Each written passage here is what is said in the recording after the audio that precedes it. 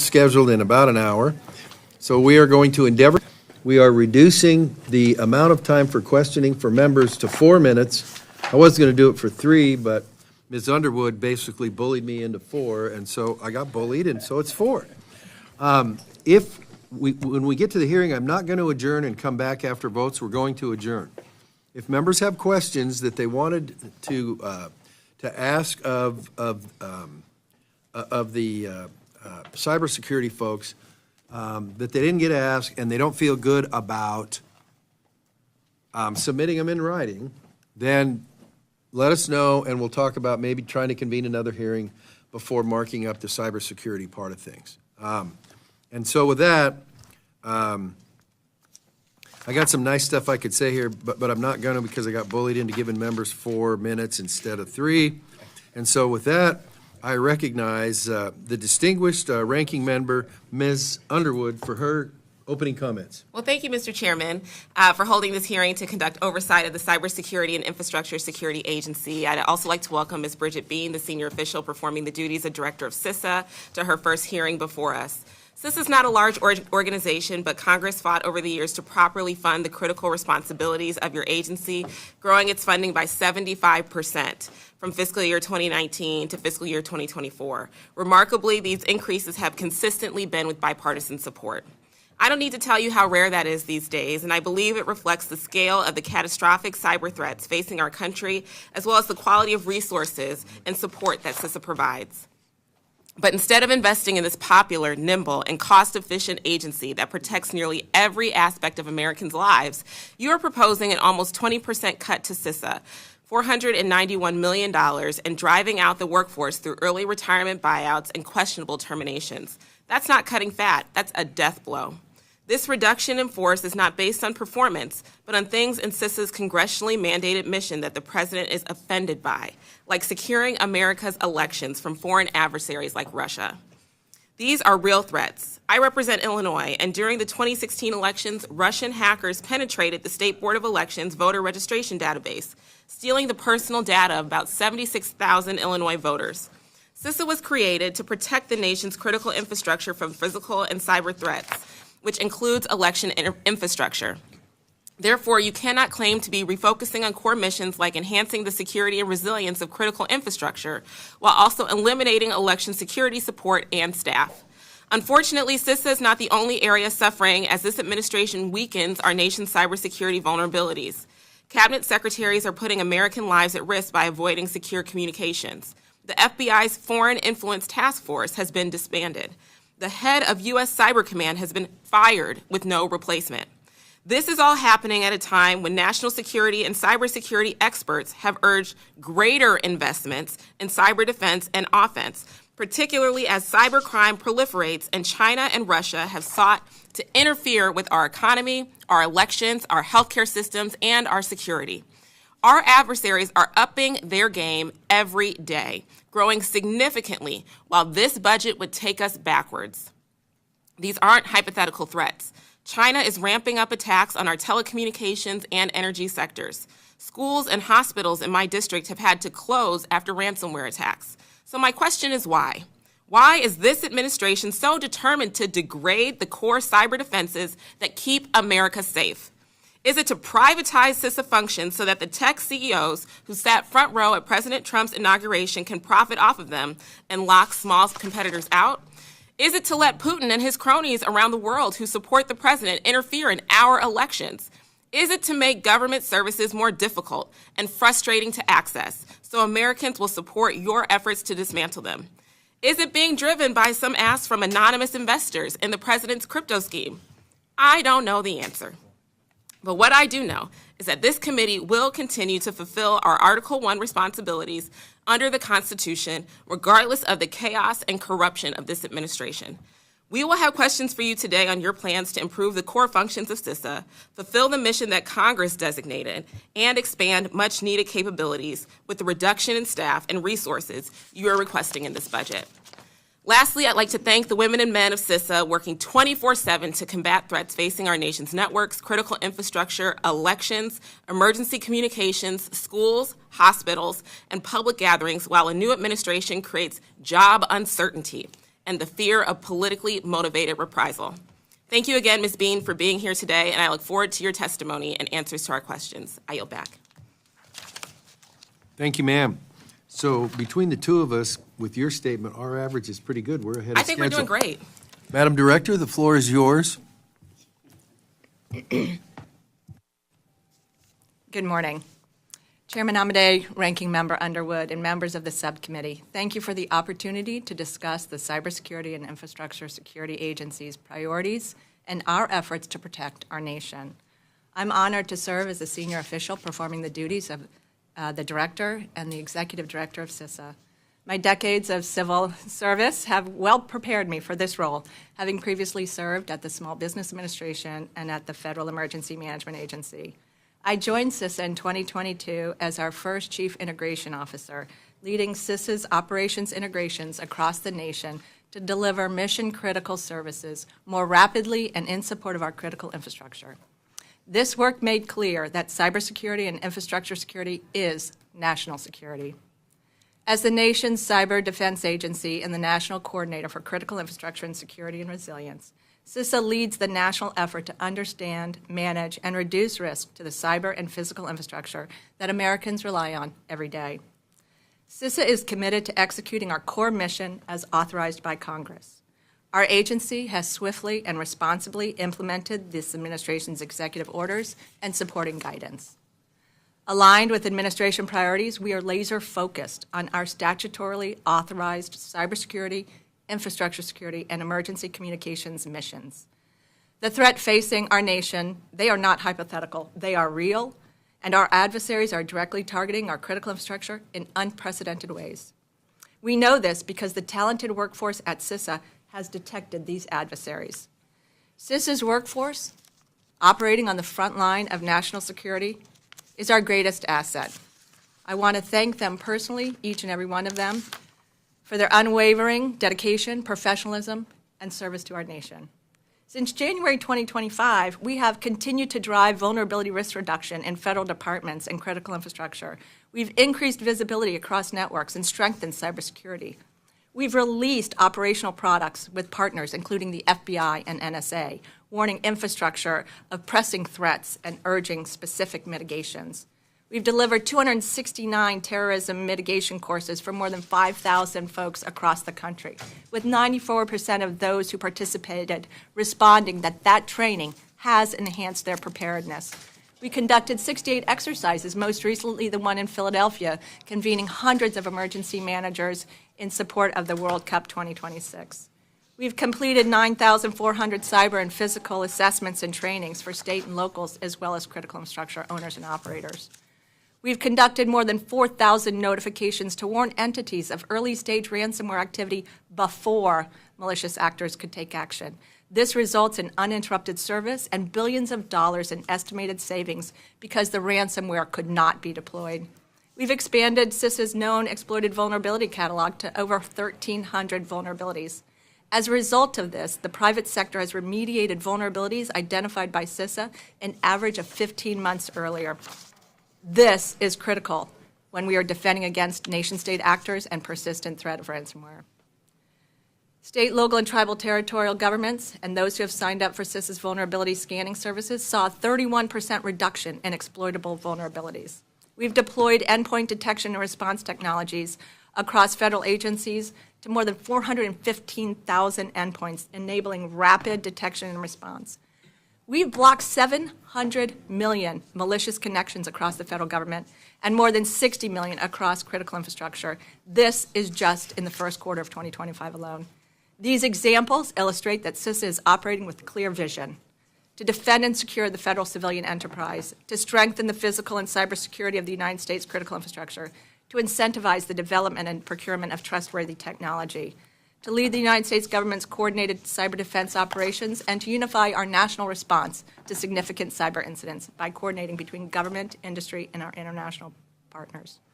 With the support of Congress, we have strengthened our ability to detect, analyze, and respond to cyber and physical threats faster and more effectively than ever before. There is no shortage of work ahead, and we're committed to operating with transparency, accountability, and efficiency as we confront the threats of today and prepare for those of tomorrow. I look forward to working with all of you to strengthen CISA's capabilities, to enhance the security and resilience of our nation's infrastructure. Thank you again for the opportunity to be here, and I look forward to your questions. Thank you, Madam Director. The chair now recognizes the ranking member. The floor is yours for 4 minutes for your questions. Thank you, Mr. Chairman. Jumping right into it, my first one should be easy, a simple yes or no. Is Russia still a cybersecurity threat and priority for this administration and CISA? Yes. Excellent. I'm glad to hear that. And I want to discuss with you CISA's response to a recent incident at the National Labor Relations Board, which protects the legal rights of American workers. Public reporting indicates that in March, a whistleblower complaint was filed against a DOJ team at NLRB for removing massive amounts of sensitive data from the agency with no legitimate justification. The whistleblower reported a, quote, spike in data leaving the agency after DOJ was granted access to it. Among other things, it's possible this data included corporate secrets and private information on union members. At the same time, DOJ employees turned off monitoring tools, manually deleted records of what they accessed, and sought to ensure their activities weren't logged in the system. As soon as DOJ got there, the agency started detecting suspicious login attempts from an IP address in Russia. So NLRB's IT department launched a formal review of what it deemed a serious ongoing security breach or potentially illegal removal of personally identifiable information. Normally at this point, a CISA computer emergency readiness team would be created to respond. But public reporting indicates this never happened because of instructions, quote, had come down to drop the U.S. CERT reporting and investigation. And the whistleblower who made the complaint found a threatening note taped to his door with sensitive personal info and a drone shot of him walking his dog. Who decided not to create a computer emergency readiness team in this instance? Was it someone at CISA or elsewhere in the administration? So what I can tell you is that CISA supports all of our federal civilian agencies through protection of sensitive data and sensitive systems, through targeting capabilities, products, hands-on technical assistance, and collaboration, providing resources. And we would be happy to work with the NLRB when asked, but we have not, and we're happy to do that. So you did not receive a request? Not to my knowledge. Okay, so what's the standard procedure at CISA now for investigations involving the misuse of sensitive data and incursions by bad actors like Russia?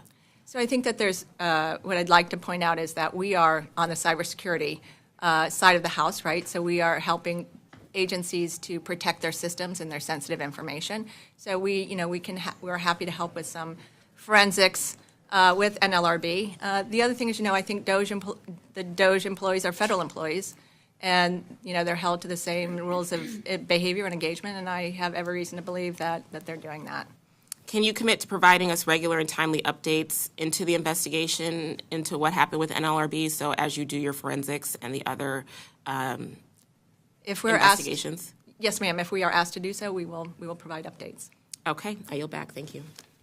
Thank you, ma'am. 3 minutes, Mr. Chairman. Thank you very much. That's what they call a leader in my state. Good for you. If at any point in time during the questioning, the answer is appropriately, I'd love to talk to you guys in a skiff about it. Let us know, and we'll arrange that. Ms. Hinson, you are recognized for 4 minutes of questioning. Thank you, Mr. Chairman, and thank you to our ranking member for holding this hearing. Acting Director, thank you so much for being here today. As a member of the China Select Committee, I have seen firsthand, obviously, many of the threats that face our country, the work there, the adversaries, the tools that they are using to come after the United States and target our citizens.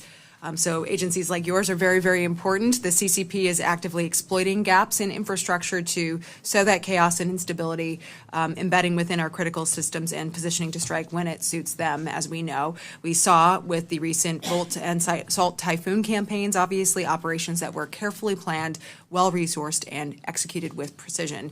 They make the strategic intent and long-term capabilities of CCP state-sponsored actors to carry out covert attacks on us. And this is a threat not only to our national security, but to every American's life. So I think it's a threat we cannot ignore. I know you're taking it very seriously. So I want to talk about a program that I think is absolutely essential in this, and it's the Attack Surface Management Program.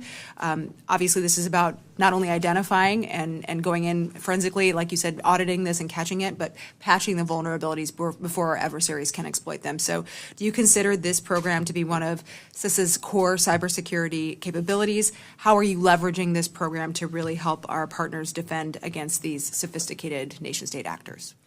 Very important question. You're absolutely right. So this attack surface management, it's one of our core capabilities. It is a critical pillar of our cyber defense program at CISA.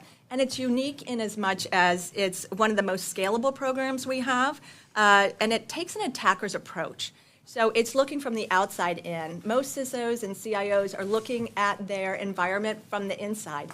This is a way to scan across the horizon, across the network, across the internet, and see what are those vulnerabilities, where are they, and with that information, we actually are able to go to critical infrastructure and private sector and say, hey, you have this vulnerability. But the good news is you can patch it and you can protect yourself. So the attack surface management, not only is it one of our most scalable, cost-effective tools we have, it's the most effective in identifying vulnerabilities and providing an entity to fix that, to mitigate that challenge. It reduces risks, it enables proactive measures, and as entities continue to build their attack surface, you add a device, you add a software, you have cloud, you've got mobile devices, all of that expands the attack surface that an adversary can capitalize on. This tool really allows, through partnership between the government, CISA, and private entity, to identify those vulnerabilities and to fix them. Yeah. Well, certainly, I think the partnerships that you have at the state and local level, too, all the way down to the business community, it's critical. And I think the strike teams, as they were called, and getting out and actually communicating that is critically important. One follow-up, last question. Your predecessor was really outspoken about the national security risks associated with TikTok, as well, regarding that access to personal devices, data harvesting that comes from that. Do you share that assessment, and how are you at CISA evaluating or responding to those risks? Absolutely. I think, as you know, TikTok's not authorized on any federal network. And what we're also trying to do is make sure that we're raising the awareness that cybersecurity is everyone's concern. And you mentioned it earlier, right? It's a team sport. It's the federal, state, local, but also individuals. And so making sure that our small businesses, our K-12, our students understand the risk and how it really plays into their everyday life. That's an important role we play to help educate the community on the threats and the risks. Thank you. I yield back, Mr. Chairman. Thank you, Ms. Henson. Mr. Cuellar, you have the floor for 4 minutes. Thank you, Mr. Chairman. First of all, Director Bean, I want to wish you a happy Mother's Day. All of y'all also happy Mother's Day. And guys, please don't forget, buy your card, your flowers, and whatever you need to do for Sunday. So with that, I just say Happy Mother's Day on Sunday. But let me talk a little bit about efficiency, effectiveness, and accountability. Look, I think we're all on the same page. We want to get rid of inefficiencies and waste and all that. It's how we get there is where, we've seen it. I know in Texas, working with then Comptroller John Sharp and the legislature in the 1990s, we did this, doggy, I think is what they call it, but Doge, without cutting people and without cutting services. But we found billions and billions of dollars of savings without cutting services and personnel. So there's a way of doing this.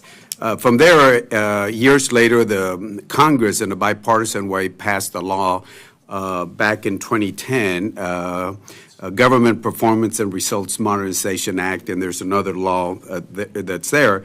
And, it calls for annual operational reviews to make sure that, we get this efficiencies. It calls for regulatory modernization, that is, anything that rules that are obsolete or costly, it calls for that. That's the law already. It calls for development and performance measures. The problem is you all develop the performance measures in a vacuum, and I'm talking about just the executive branch, without sending anything over to us. They're put on a web page, and I'm sure yours is on a web page. And then the other thing tied up is calling for competitive contracting. That's a different law. Budgets, and I think every agency that has any contract has a problem with on budget and on time. And there are penalties that you can enforce under the law where if somebody doesn't do the contract after you get a competitive contract, if they're not on time or they're not on budget, there are penalties. But the federal government, I still haven't found one where we are on time and on budget. I'm sure there is an example somewhere out there, but we need to enforce that a lot more. And finally, just the quarterly oversight reporting, which is for us Article 1. You do that, report to us under Article 1, and under the law that we passed in 2010, a lot of that is supposed to be done. The only thing that wasn't added was reporting back to Congress. It was the compromise, unfortunately, was to put it on the website. But we're hoping that committees and appropriations will start just add that little thing to the Government Modernization Act that I talked about. But I think we're all on the same page. We want to find efficiencies, effectiveness, and we want to work with you without cutting personnel and services. So we look forward to working with you. With that, I yield back the back of my time, Mr. Chairman. Don't forget Mother's Day, sir. Thank you, sir. Oh, I knew about that. Thank you for the reminder. It's kind of redundant, but that's good. We're good. Mr. Gonzalez, the floor is yours for 4 minutes. Thank you, Director, for your service to our country, and thank you for all the men and women at CISA for everything that y'all do. I want to first start, we always talk about ecosystem and, all these threats and how we grow this out. I want to talk about universities, and, I'm blessed to be in Texas. We have some amazing universities. I was just speaking with Heather Wilson, doing a great job, president of UTEP. What can we do more to work with some of the universities? Is CISA doing anything in particular with UTEP, one, and then are you doing anything with any other universities? So CISA is all about partnerships, understanding that cybersecurity is a team sport. We can't do it by ourselves. And universities and institutions of higher learning play a critical role. And we work with them at multiple levels. At the national level, we have engagements with universities, but also at the local level. Our whole regional force is on the ground in those communities working with universities to do 3 things, right? One is to make sure that we are highlighting the importance of cybersecurity in the curriculum and getting folks to go to school to learn that, to build the next generation of cyber defenders. Secondly, to make sure that we're learning from them. Some of the best and brightest ideas about how to defend our critical infrastructure is coming out of those institutions. So our regional staff is working with them to make sure that we're getting that information, feeding it back up, really trying to be efficient and cost effective and leveraging that which is being done there. And lastly, the third one is just to make sure that we have academia, international partners, the federal government and state and local governments communicating so that we are leveraging resources and not duplicating them. I tell you what, as we go through this budget process, that could be a sweet spot. All the members in here, we have in some form or fashion colleges and universities. My good friend Juan Siscomani has University of Arizona there. There's all these opportunities, and if CISA is just partnering with all these places, it's going to be very hard for us to say we want less of that, and it's going to be very easy for us to say more of that. I'm going to switch gears a little bit on international discussion. A lot of us saw what happened in Spain and Portugal about a week ago. And that concerns me. Anytime the power goes out, I think we're still trying to figure that out. But I'm going to ask 2 questions. One, do you have any details on that situation? Absolutely. As soon as we became aware of it, we reached out to our partners to find out what was going on and could we render assistance. We were soon told that it was not a cyber nexus, cyber related, but we remain extremely committed to our international partner. As the U.S. CERT, we have hundreds of international CERT partners, and it's, government to government, really. And our team works around the clock. I mean, just recently, someone was telling me that they were getting up at 4 o'clock in the morning to have an international call. So we are extremely committed to that continued sharing of information across what we call the CERTs.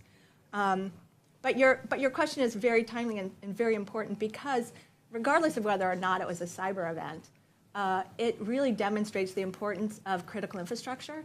And critical infrastructure is the backbone of our national security and our economic security. So we want to make sure at CISA that we are working with the critical infrastructure in our country, whether it's the electrical grid, whether it's clean drinking water, whether it's our healthcare, right? So it's our communications, making sure that they're both secure and resilient, so that our American citizens can depend on having that operational infrastructure. Yeah, thank you for that answer, and thank you for working with our partners. We've got military bases in Spain. They're a close ally. Today it's Spain, tomorrow it's somewhere else. But when I think of CISA, I always think is the expert in that area, not only for the United States, but for the world. So it's great that you're working on that. My last question is going to critical infrastructure. Oil and gas industry is very important, not only to my district, not only to Texas, but the United States. The Colonial Pipeline is something very much on our mind. Can you briefly talk a little bit about what you're doing to harden and make sure that our energy industry is ready for that next attack that's coming? First, we're working with the Department of Energy. We're working with all of the sector risk management agencies, but we're working with the oil and gas companies specifically to make sure that they're understanding what is the threat to them, who is targeting them, and what can they do to help better secure themselves. What we're finding is that our nation-state actors are not using any novel techniques. They're exploiting known vulnerabilities. They are searching the internet looking for misconfigurations, and they're getting in. And they're going undetected because these living off the land kind of techniques don't leave a footprint. And so what we're trying to work with the oil and gas companies as well as all the rest is to understand we need to make the adversary work harder to get in, and that there are things that they can do to significantly, and I mean drastically, reduce their risk. We're also providing intelligence briefings so that they better understand what exactly are we seeing, so that if we're able to give them a bit more information, we're doing that. And again, our folks on the ground who are working with those companies to understand the interconnectivity. And lastly, making sure that those who rely on the oil and natural gas understand that if something should happen, what are their contingency plans? What are those cascading impacts? So we're trying to take a holistic approach to make sure that they are hardened and have a really good resiliency plan so that they can restart operations as soon as possible. Great. Thank you, Director. I yield back, Chairman. Ms. Escobar, the floor is yours for 4 minutes. Not an Arizona 4 minutes, or I mean a Texas 4 minutes, but First Hawaii, at a high now altitude. Arizona. At a high altitude. Arizona, I'm going to call you Mother's Day for sure. And, well, I'm a little rattled because when I hear the director talk about getting up at 4 in the morning for an international call and know that she's thinking about calling Nevada, it kind of, has a negative impact on me. But I'm wasting the committee's time. Please proceed. Thank you, Mr. Chairman. Thank you, Ranking Member. Thank you so much, Ms. Bean, for your work and for being here. I have been so profoundly concerned about the reports of what DOGE, or Chairman Doggy, apologies, Chairman, has been doing. You're not going to find anyone who disagrees with rooting out waste, fraud, and abuse. We all want that. But the unlawful ways that DOGE has been engaging with sensitive data has been alarming, and it's alarming to my constituents as well. I've gotten innumerable questions about it. And we've read reports about the staffers at DOGE sharing sensitive information via unsecured email accounts. There was just a Washington Post article yesterday about their desire to create a centralized account for all of Americans' sensitive data. So and obviously we are all concerned about the access to this data by adversaries. We don't want adversaries getting their hands on this data. So I'm wondering if CISA was consulted as DOGE staffers accessed this data. So I don't have any knowledge that CISA was consulted. What I can say is two things that I think are worth highlighting. One is CISA has worked through Congress's both direction and support to build tools that better protect the security on every federal agency network, and we continue to do that. And it's a top priority for us as directed by Congress and funded by Congress. Secondly, we are, as you mentioned, we're looking for efficiencies, but we're doing it as we do with every transition, right? You look at organizations, you look at spending. I've been in government a number of years, hardly worth quantifying. But I've seen this again and again, and we do, at every transition, you're looking at your staffing, you're looking at your budget, you're looking at your contracts, you're looking at your organizational structure. And that's what we're doing at CISA to try and find efficiencies and make sure that we are still delivering on our core missions while eliminating duplication and increasing efficiency, which will really enhance the security of our citizens. I'm all for efficiencies, but my concern is in the data that was accessed by these employees and potentially shared on unsecured networks. I've read that they've shared information via personal Gmail accounts. Have you all had a chance to go in and provide any oversight over what data was accessed, where it went, how it was shared? I don't have that here today, but I'm happy to go back and get some information and try and provide you a more fulsome answer. I am very, very interested in that. I think there are other members of the committee who would be interested in that. And as the chairman mentioned, if we've got to do that in a skiff, we are at the ready. Mr. Chairman, I yield back a little over 3 minutes. Thank you for being an all-star member of the committee. Mr. Siscomani, the floor is yours for 4 minutes. I'll represent Arizona well and stick to the time, Mr. Chairman. Thank you, Ms. Bean, for being here with us today. Really appreciate your feedback. We all know quite well that in our increasingly interconnected world where there's so much information lives on the cloud and communications are done electronically, the cyber threat environment is dynamic and changing on a daily basis. Adversarial nations and criminals take advantage of any weakness and perceived weakness and will continue to do so.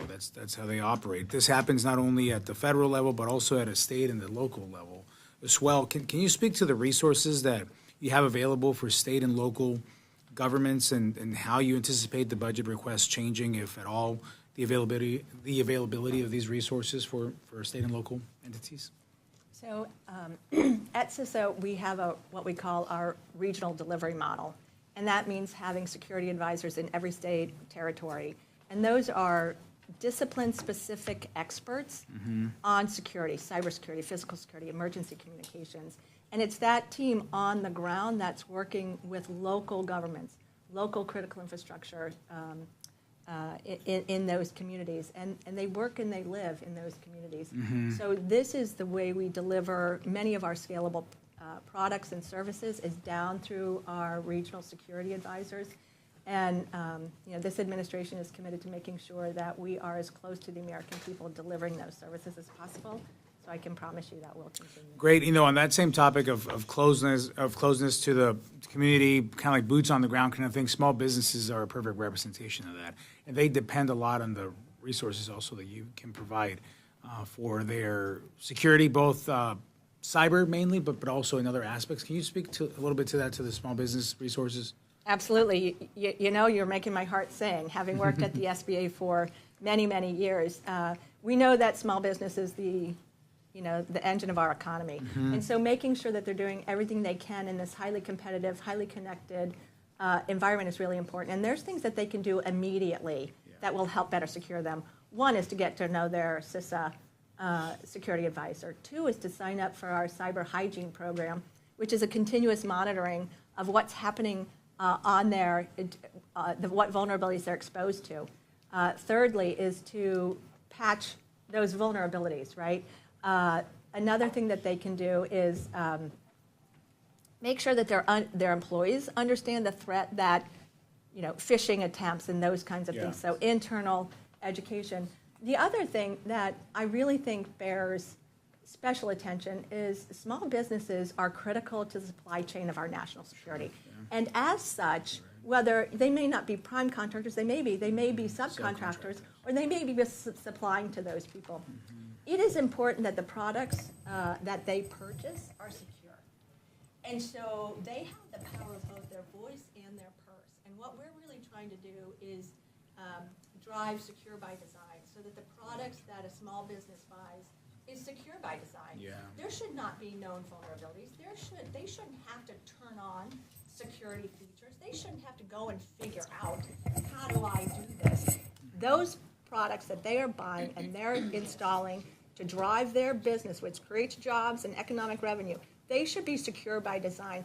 They can have their voices heard, talking through membership, through their congressional members, to have industry develop and deploy secure technology. So there's things they can do immediately, and then there's things that they can do that will have a longer-term impact, but they are very powerful. Great. Thank you so much. Thank you for that, Mr. Chairman. I yield back. Thank you, sir. Mr. Gist, the floor is yours for 4 minutes.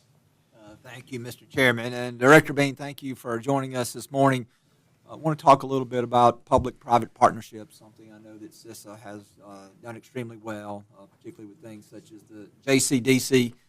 And we know that these public-private partnerships, they promote shared situational awareness, faster response, a more unified front against cyber attacks. And so just with the agency going forward, can you talk a little bit about, one, the importance of these public-private partnerships, how we can grow and expand those, and maybe a little more particularly about some of the great work that the JCDC has been doing? Well, hotty toddy, I just love that question.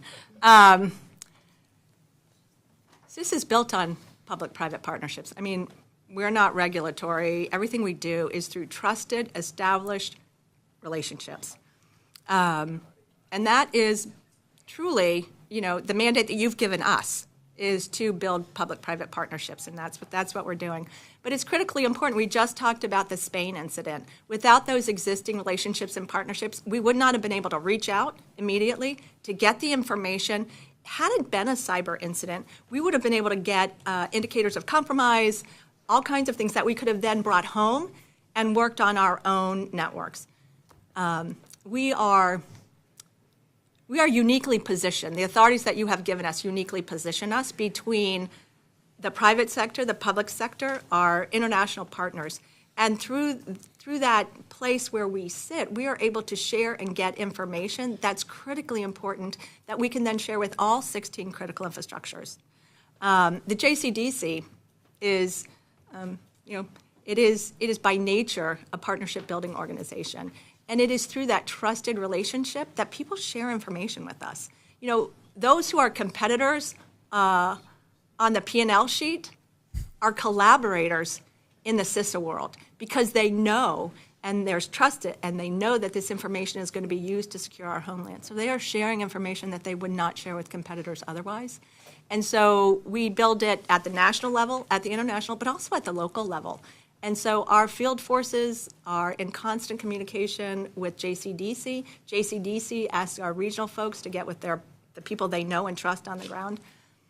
It is quintessential to our success to make sure that these public partnerships continue and that we grow them. Yes, ma'am. And then let me ask you, you talked a little bit about cyber criminals, cyber attacks, exploiting known vulnerabilities.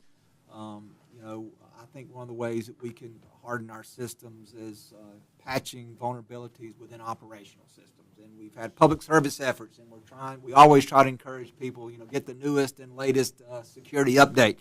And it seems like that so many of us don't, and I'm probably one of those that probably doesn't update my phone as often as I need to.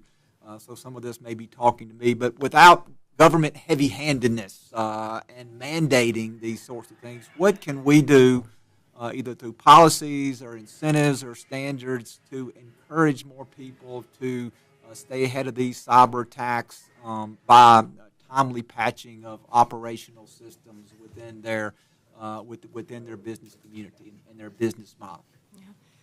The Patch Tuesdays just don't work anymore. And as we look across the whole ecosystem of cybersecurity, companies, businesses, small businesses, the burden shouldn't be on them. And again, I'm going to go back and foot stomp secure by design. But these patches need to be done and, forcing those installation. I'm really encouraged, though, that as I look at my children, my grandchildren, and the workforce we have, this digital interconnectivity is just a way of life. And so I think that they will be the driving force just to have it in our DNA. That's just going to be a standard operating procedure. Also, to raise the awareness that if you don't, you're not just opening yourself up to a cyber attack, but because you're so connected to everybody else, you are then the weakest link in the chain. And I think most Americans don't want to be that. And so to the extent that we can help people understand how connected they are and that your family, your friends, your business partners, and the nation, our security depends on you doing this, but we also have to make it simple and easy. And I think that our technology companies need to do their fair share. One, that they don't exist when the product is released, and then making sure that those patches are done timely and make it easy for folks to install them. Thank you, Mr. Chairman. I yield back. The Grand Master of questioning on the committee, Mr. Newhouse, the floor is yours for 4 minutes. 14? I want to thank all the other committee members for saving time so that Mr. Newhouse can be himself. Thank you, Mr. Chairman. You're too generous. You really are. Ms. Bean, thank you for being with us today. I was going to bring this up anyway, but for sure, after Mr. Guest's point, his question, in your testimony, you talked about the number of trainings offered to support the private sector as well as local governments. And they truly are a critical function of what the agency does. I just wanted to say that last summer, this is a plug for you, I guess, that CISA provided some of my constituents with a briefing during an agricultural threats roundtable, and also just in March, protecting food from farm to table with cybersecurity and protective emphasis workshop. And I just want to say it was highly regarded, very well received. Chad Hudson, just to give him a call out, the regional affairs officer, was very helpful. So I would encourage you to keep that up. It helps all of us be stronger. But I wanted to, real quickly, in the time I have left, just, the threats from China are huge. I just came from the Select Committee on China, and now I won't be able to sleep tonight because of some of the things I learned there. But they're moving from economic and intelligence espionage to threatening our infrastructure, things that, keeping the lights on and all that kind of stuff. At least that's my understanding. So in your gut, do you believe that you've got the structure that's adequate for defending the U.S. against this kind of things? And if not, what can we do to help? You're right. I mean, China is the most prolific, dominant threat we have. Yep. And they are doing it for 3 reasons, right? They are doing it for espionage, they're doing to steal our intellectual property, and they are getting into our critical infrastructure, and they are waiting. They are patient, they're persistent, they have decades of experience. Yeah. And they are waiting to disrupt or destroy our critical infrastructure at the time and place of their choosing. That's right. And they want to do it to either discourage us, should there be a conflict with China over Taiwan. And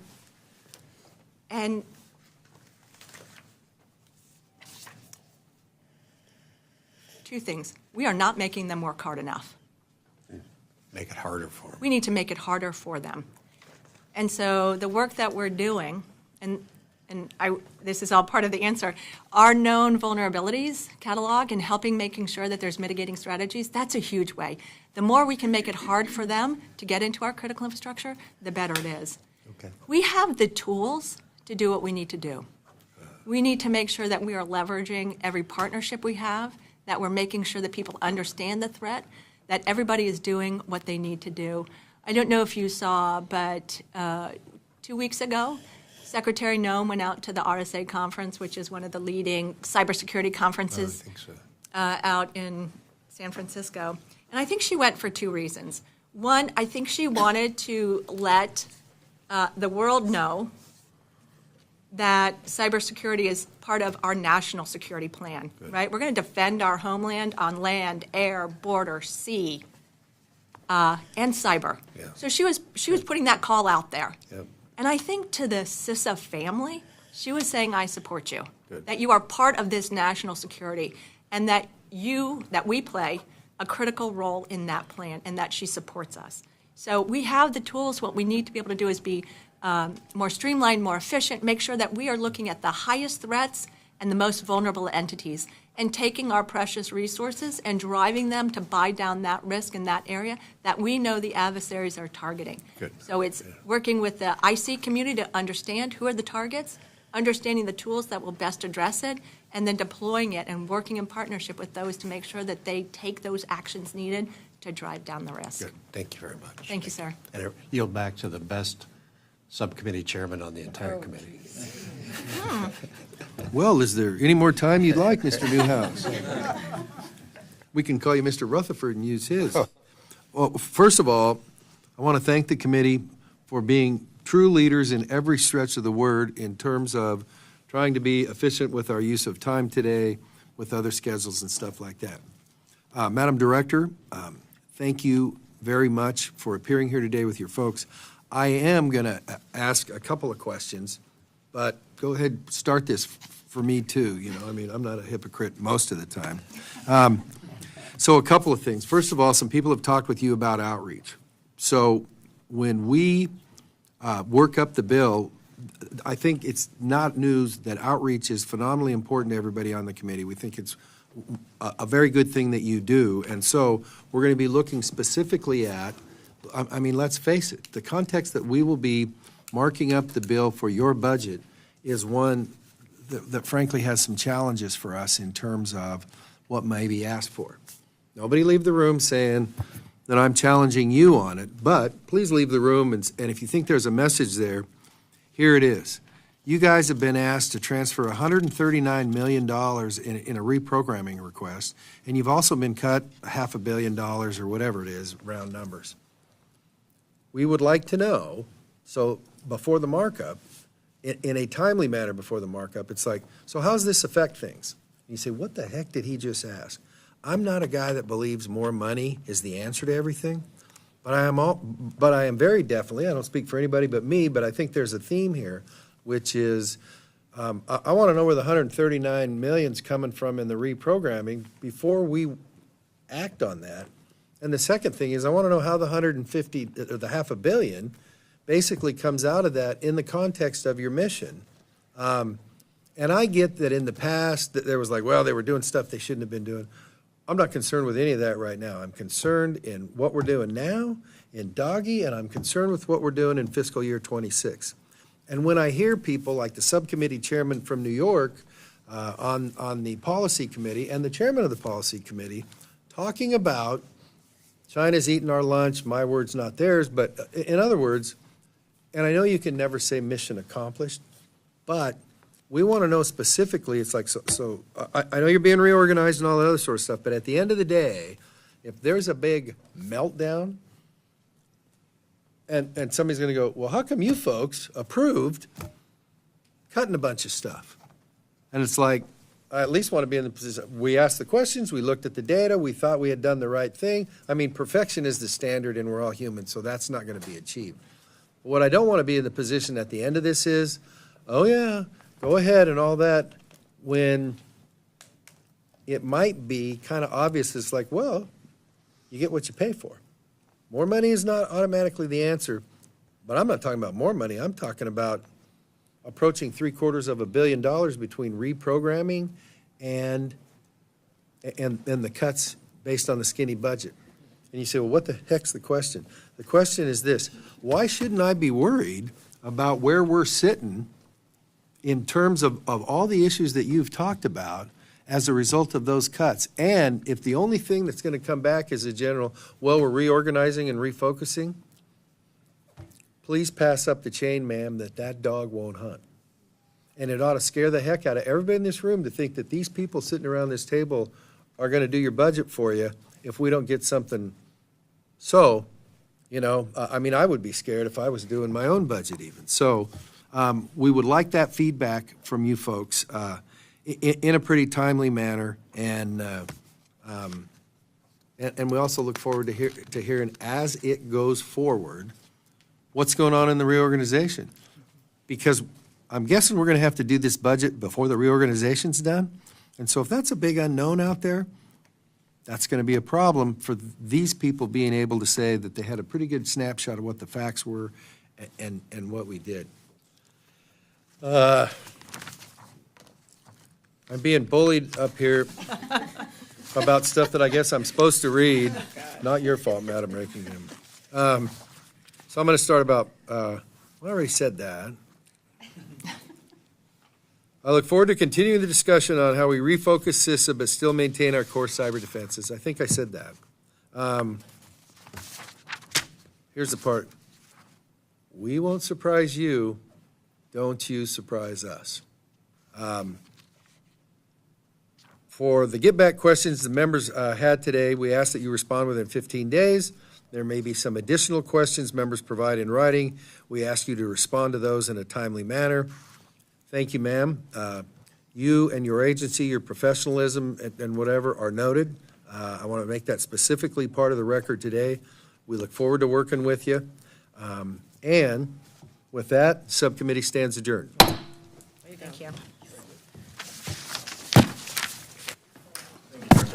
Great job. Thank you so Yeah, much. you have a Look forward wonderful to working weekend. with you. Yes, Enjoy your yes. weekend. Yes, you